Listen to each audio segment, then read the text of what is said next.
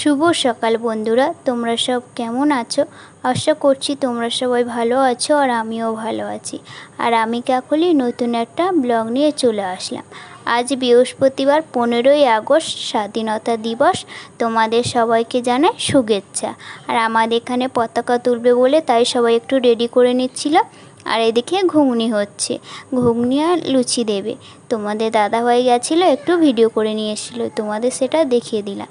তারপরে তোমাদের দাদাভাই সোজা গেছিলো বাজারে, বাজার থেকে নিয়ে মাছ নিয়ে এসছে আর মাংস নিয়ে এসছে। আমিও সোজা চলে এসেছি কলধারে মাছটা কেটে নিতে। আর কি বলো তো, আজকে ছুটি তো, তার জন্য তোমাদের দাদাভাই বাজারে গেছিলো, নিয়ে এসছে। আর এটা লইটে মাছও অনেকে বলে, আমরা এখানে নিয়ে মাছ বলি।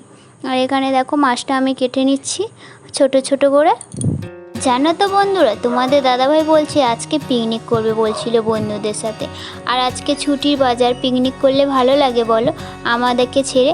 আমি বলছি না, আজকে পিকনিক করতে যেতে হবে না, তুমি বাড়িতে মাংস নিয়ে এসো, আমি রান্না করব, আমরা সবাই মিলে খাবো। তার জন্য তোমাদের দাদাভাই আজকে মাংস নিয়ে এসছে, সেটা আর কি রান্না করব। আর সাথে নিয়েরে মাছও নিয়ে এসছে, নিয়েরে মাছের একটু ঝাল করব, সেটা আজকে দেখাবো।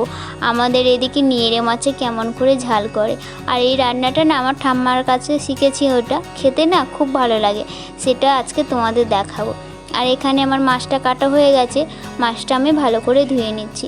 কেন তো ওই নিয়েরে মাছের দিকে, নিয়েরে মাছটা ওই লেজের দিকে অনেকটা আঁশ থাকে না, আমি ওই জন্য ভালো করে ধুয়ে নিয়েছি। মাছটা ধোয়ার পরে দেখো এখানে মাংসটাও আমি ধুয়ে নিচ্ছি ভালো করে বেছে।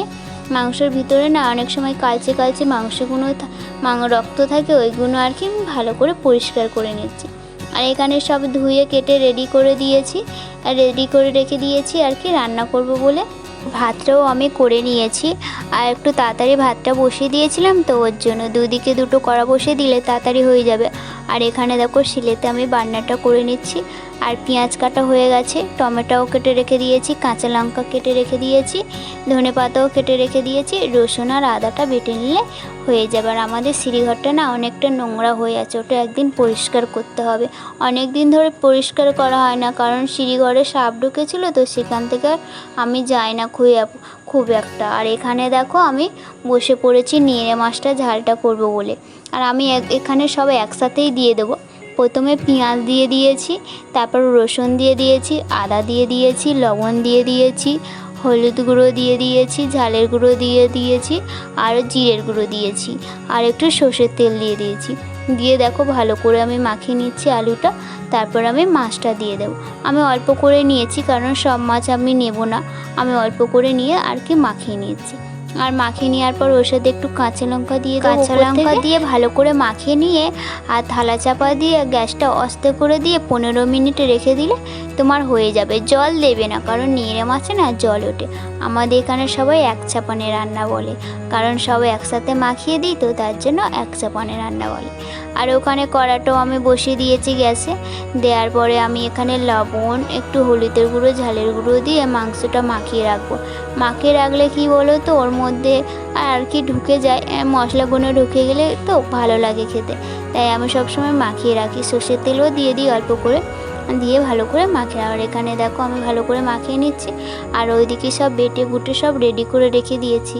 একটু লেট হয়ে গেছে, কিন্তু দুদিকে দুটো কড়া বসিয়ে দিলে না তাড়াতাড়ি হয়ে যাবে।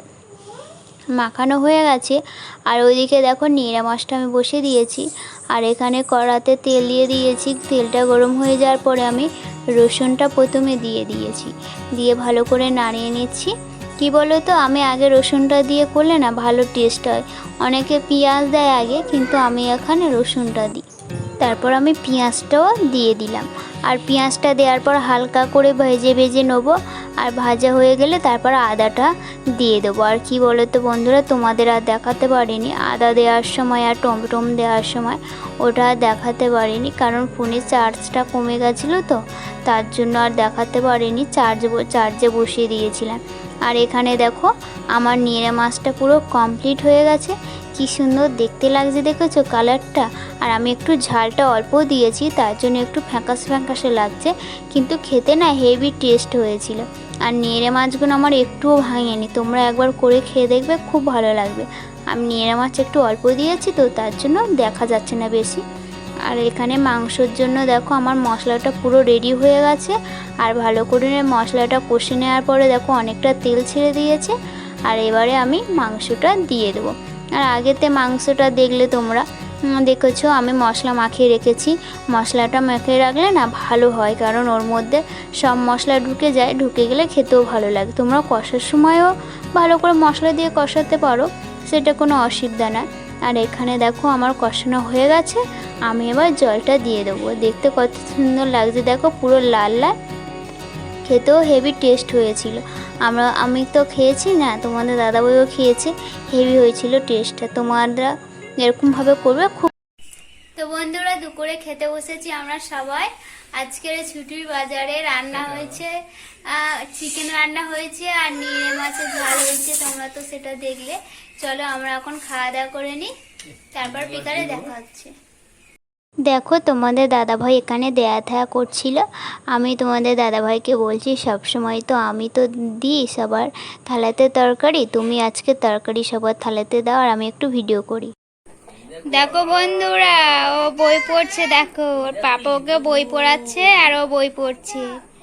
আর মা এখানে বসে আছে। পাপা তুমি বই পড়ছো?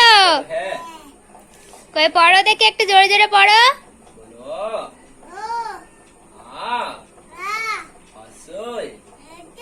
ও বই পড়ছে দেখো। দেখো কি দুষ্টু, দেখো বই পড়তে পড়তে চলে এসছে। আমি মিষ্টি খাচ্ছি, ও মিষ্টি খেতে চলে এসছে, এখন আর বই পড়বে না। তো বন্ধুরা আমি এখন মিষ্টি খাই, তোমরা আমার ভিডিওটা দেখো আর আমি ভিডিওটা এখানে শেষ করছি। টাটা।